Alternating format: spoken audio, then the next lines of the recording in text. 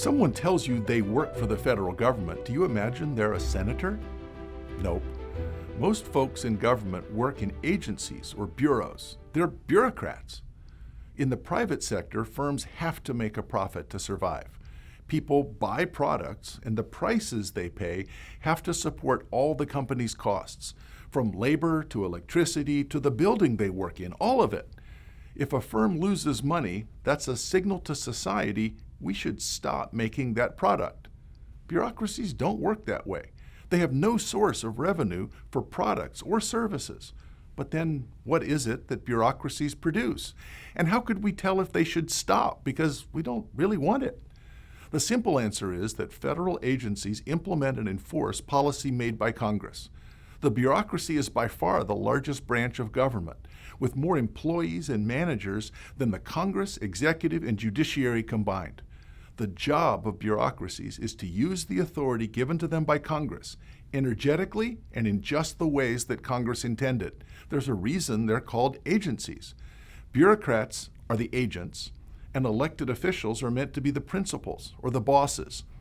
But we can't always count on bureaucrats to do their jobs energetically or in the way that Congress intended.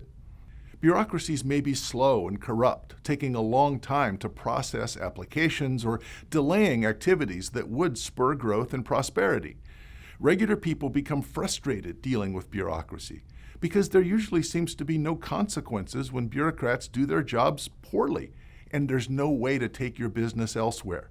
Worse, runaway bureaucrats might be energetic, even aggressive, in using the power they're given to pursue their own goals in ways that are not accountable to Congress or voters.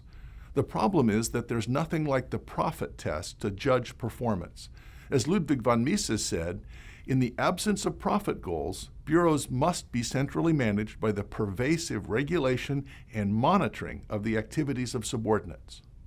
Legislators could police bureaus directly, holding hearings and reading budgets carefully to ensure agencies are both energetic and obedient. But that would take a lot of time. Two political scientists, Matt McCubbins and Tom Schwartz, famously said that would be like expecting fire trucks to be out patrolling, looking for fires. Instead, Congress created a passive system of oversight with built-in fire alarms. Agencies must post proposed rule changes in the Federal Register with extensive public comment periods. Interest groups monitor these public bulletin boards very closely. If some new rule upsets them, the interest group pulls the fire alarm, contacting members of Congress who demand that the agency change the offending policy. Here's the thing. Congress only gets involved in those cases where legislators can claim credit for protecting the powerful interest groups who triggered the fire alarms. Congress never has to do any direct oversight because interest groups do all the work for them. Clearly, that system works fine for Congress and for organized interests. But what about the common folk, the citizens who pay the taxes that fund the agencies, and who must deal with the bureaucrats who regulate citizens' lives? The system doesn't work so well for them. Citizens usually aren't organized or powerful enough to be able to pull any fire alarms effectively.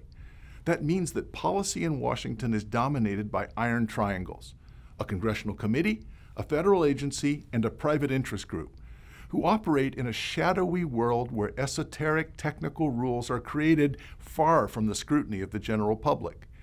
If you're worried about bureaucracy for any of these reasons, the only answer is to limit the scope of government. Bureaucracy is government. There's no other way for government to work. One of the key insights of public choice is that bureaucrats are no more public-spirited than the rest of us. We're all just people, and people respond to incentives. All the incentives of bureaucracy push people to be slow, cautious, and protective of their own budgets and their own agency. Bureaucrats aren't bad folks, but the system has bad features. The core public choice insight is that reform won't help. If you don't like bureaucracy, you have to rely more on the private sector, where firms have to pass the profit test and regular people have more choices.